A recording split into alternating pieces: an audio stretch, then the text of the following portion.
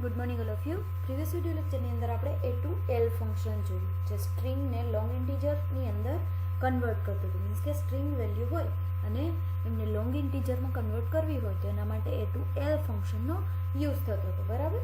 હવે આજના વિડીયો લેક્ચરની અંદર આપણે જોવાનું છે એક્ઝિટ ફંક્શન.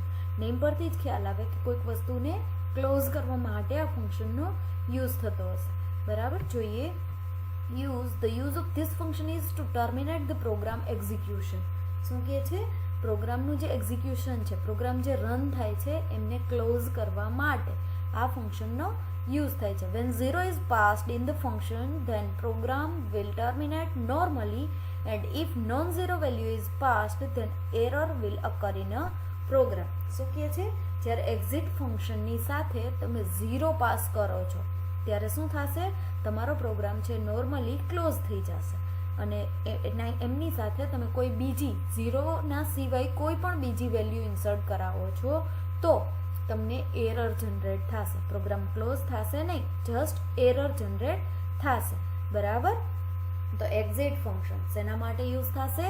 કોઈ પણ પ્રોગ્રામનું એક્ઝિક્યુશન છે એમને ટર્મિનેટ કરવા માટે, કે એક્ઝિક્યુશન છે એને સ્ટોપ કરવા માટે એક્ઝિટ ફંક્શનનો યુઝ થાય છે. જ્યારે તમે એક્ઝિટ ફંક્શનની જોડે 0 યુઝ કરો છો ત્યારે તમારો પ્રોગ્રામ છે એ નોર્મલી ક્લોઝ થઈ જશે. જો તમે 0ની બદલે કોઈ બીજી વેલ્યુ યુઝ કરો છો ત્યારે શું થશે? તમારા પ્રોગ્રામમાં એરર જનરેટ થશે, પ્રોગ્રામ ક્લોઝ થશે નહીં. બરાબર.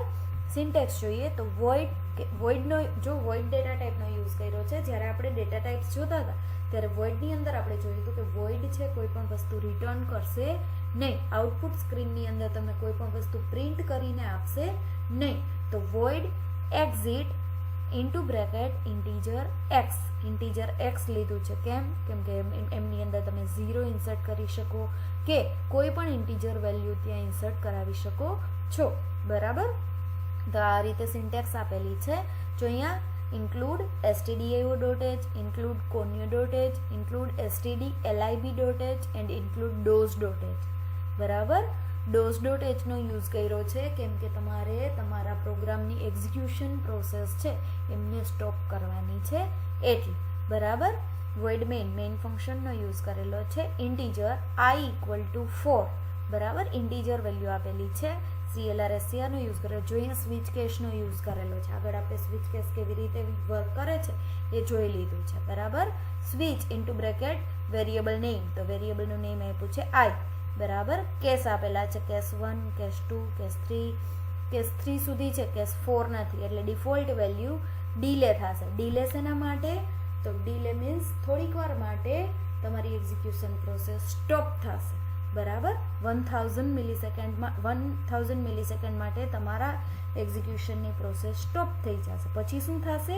એક્ઝિટ. પછી તમારો પ્રોગ્રામ છે એ એક્ઝિટ થઈ જશે. તો આ રીતે એક્ઝિટ ફંક્શન વર્ક કરે. જો અહીંયા 0 આપ્યો છે એટલે શું થશે?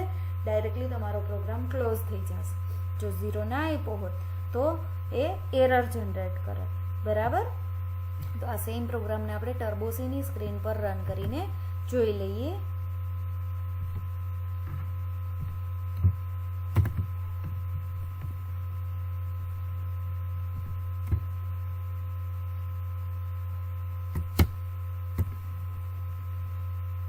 કોમેન્ટની અંદર ચેન્જ કરીએ. Very first of all exit કયું ફંક્શન આપણે યુઝ કરીએ છીએ? તો એક્ઝિટ ફંક્શન. બરાબર. stdio.h, conio.h, stdlib.h and include dos.h. શું કામે? કેમ કે આપણે ડીલે ફંક્શનનો યુઝ કરવો છે એટલે. ડીલે ફંક્શન શું છે, કેવી રીતે વર્ક કરે છે આપણે આગળ જોઈ લીધું છે. ઇન્ટીજર વેરિયેબલ ડિક્લેર કરીએ i ની વેલ્યુ અહીંયા આપણે ડાયરેક્ટલી પાસ કરી દઈએ છીએ. ફોર એક્ઝામ્પલ હું અહીંયા પાસ કરું છું 3. બરાબર. સ્વિચ કેસનો યુઝ કરવો. CLR નો પહેલાં યુઝ કરીએ. સ્વિચ કેસ લઈએ. સ્વિચ કેસ શું છે, કેવી રીતે વર્ક કરે છે આપણે આગળ જોઈ લીધું છે. અહીંયા જસ્ટ આપણે એમનો યુઝ જોવાનો છે. બરાબર. કેસ 1. કેસ 1ની અંદર printf choice 1 સિલેક્ટ કરી છે એવું કહેવા માંગે છે. બ્રેક.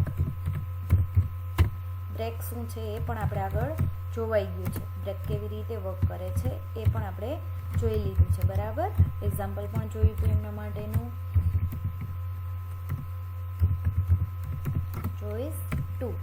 જો કોઈ પણ યુઝર i = 2 લખશે તો એમની અંદર શું લખેલું આવશે? ચોઈસ 2. ત્યાંથી પ્રોગ્રામનું એક્ઝિક્યુશન બ્રેક થઈ જશે. પછી આગળનું એક્ઝિક્યુશન ચેક કરવામાં આવશે નહીં. આગળ શું સ્ટેટમેન્ટ લખ્યું છે જોવામાં આવશે નહીં. એમના માટે બ્રેકનો યુઝ થાય છે. printf choice 3. આપણે અહીંયા i = 3 લખ્યું છે તો આપણે રિઝલ્ટ શું મળવું જોઈએ? ચોઈસ 3 મળવું જોઈએ, બરાબર. ડિફોલ્ટ પાર્ટ લખીએ. જો યુઝર 1, 2 ને 3 સિવાય કોઈ વેલ્યુ નાખે છે તો શું થવું જોઈએ? ડીલે ફંક્શનનો યુઝ કરેલો છે. 1000 મિલીસેકન્ડ સુધી ડીલે થશે અને પછી એક્ઝિટ થઈ જશે, બરાબર.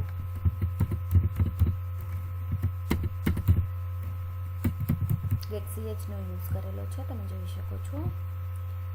જો અહીંયા i = વેલ્યુ આપેલી છે આપણે 3. i ની વેલ્યુ તમે યુઝર પાસેથી પણ લઈ શકો છો. આપણે અહીંયા ડાયરેક્ટલી વેલ્યુ ઇન્સર્ટ કરાવી દીધી છે, બરાબર. પ્રોગ્રામને રન કરીએ.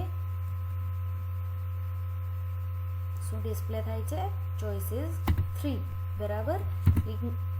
ઇન કેસ હું અહીંયા લખું છું 4 તો જો અહીંયા કેસની અંદર આપણી પાસે 4 નામની વેલ્યુ છે ને તો શું થશે?